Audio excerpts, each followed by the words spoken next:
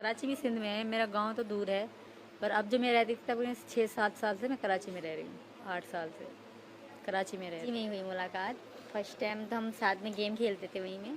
अचानक एक बार अचानक से आ जाते हैं, कहीं सऊदी का भी होता है, इंडिया के, पाकिस्तान के, सब मिलके ही खेलते हैं, 4-4 लोग खेलते हैं। तो हम ये अचानक से अपने दोस्त के संग खेल रहे थे, तो ये दो आ गए हमारे साथ। तो ऐसे पबजी खेलते खेलते तकरीबन 2 महीने तक तो पबजी खेलते रहे। फिर नंबर दिए एक दूसरे को, फिर एक दूसरे को अपनी कंट्री दिखाते थे, ये मुझे अपनी दिखाते थे, मैं इनको अपनी दिखाती थी। कोई बारात जाए, कुछ भी हो जाए, ये मुसलमान हैं, ये हिंदू हैं, ये दिखाए, मैं भी उनको मुसलमान वहाँ के हिंदू दिखाती थी। जैसे जैसे हमारी वीडियो कॉल चलती थी, एक दूसरे को अपनी सिटी, मतलब इंटरेस्ट इस तरह बढ़ा कि ये इंडिया का है, मैं पाकिस्तान का, मैं भारत वाले से बात कर रही हूँ, ये बड़ी खुशी हो रही थी मुझे वहाँ पे। तो इनकी मतलब शहर देख के कि भी सेम सेम है, तो अच्छा सा लगता था।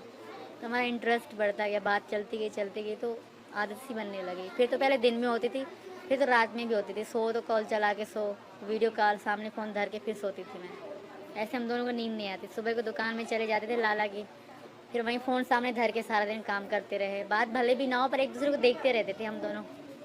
इस तरह बढ़ते बढ़ते फिर हमने 21 में तैयारी करी कि भाई मिलना है। तो इनका पासपोर्ट था नहीं, ना मेरा पासपोर्ट था। मेरा पहले पासपोर्ट नहीं था, मैंने यहाँ आने के लिए पासपोर्ट बनवाया अपना बच्चों का। पहला पासपोर्ट मेरा खारिज हो गया, वो सीमा नाम था उसमें, खाली कंप्लीट नाम मेरा नहीं लिखा गया, तो उसमें मेरा वीज़ा न लगा नेपाल का। फिर दोबारा मैंने पासपोर्ट बनवाया सीमा गुलाम हैदर के नाम से, उसमें मेरा वीज़ा लग गया। फिर ये मतलब इनका पासपोर्ट नहीं था, उन्होंने काफ़ी बार पैसे भी दिए पासपोर्ट वालों को, उन्होंने बना के ना दिए। 100 कागज़ बताते ये ले आओ, ये ले आओ, ये ले आओ, तो समय पे समय लगता जा रहा था। तो मैंने कहा तुम आ जाओ। फिर नेपाल का पता पड़ना है, नेपाल में इंडियन मतलब ऐसे आ सकते हैं बगैर वीज़ा। तो मैंने कहा तुम नेपाल आ जाओ, हम वहीं मिलेंगे।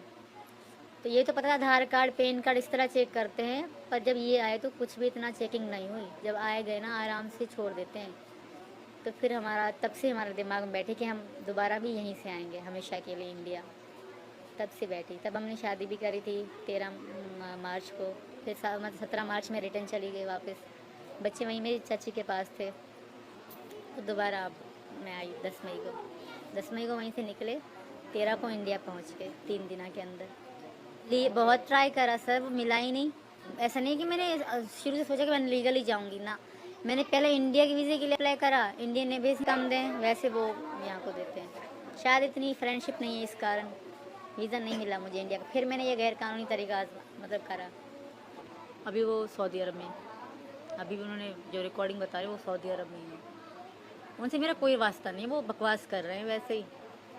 क्या ऐसा थोड़ी है, इंडियन गवर्नमेंट पागल थोड़ी है, ये कह देंगे वापस। मैं भी चिल्ला चिल्ला के कह रही हूँ, मैं इंसान नहीं हूँ, मैं यहाँ तुम्हारे देश में हूँ, तो मेरी भी सुनना चाहिए उनको कि वो मेरी नहीं है नाम।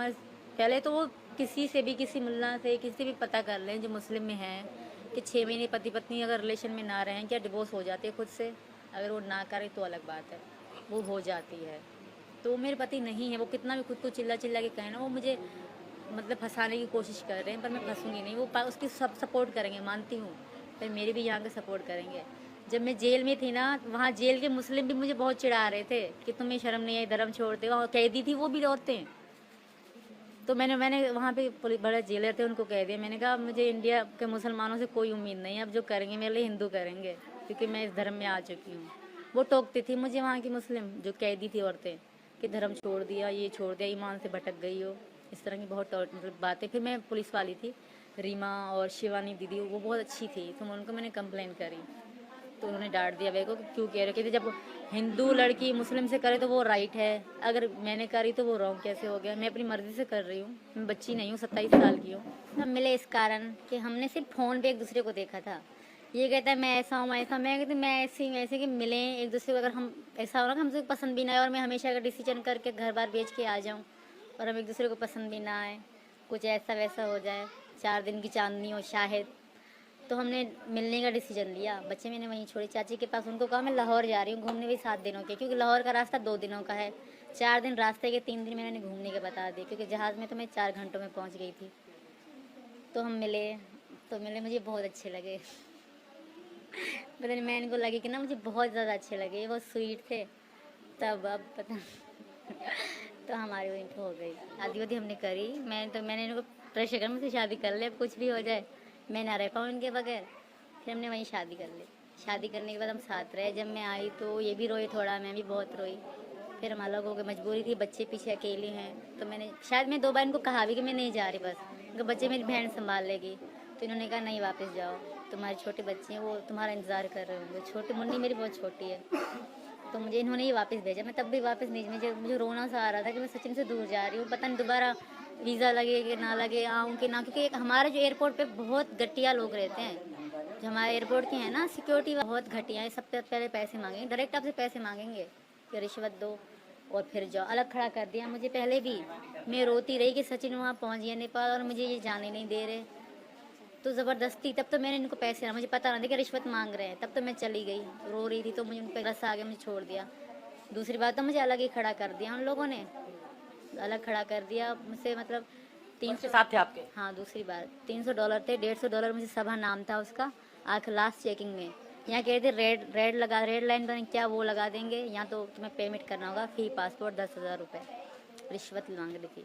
फिर उन्होंने मुझसे कागज़ में ही डलवा के मतलब $150 लिया। बाकी मुझे पता $150 $300 थे टोटल मेरे पे, वो भारत से पहले ख़त्म हो गए।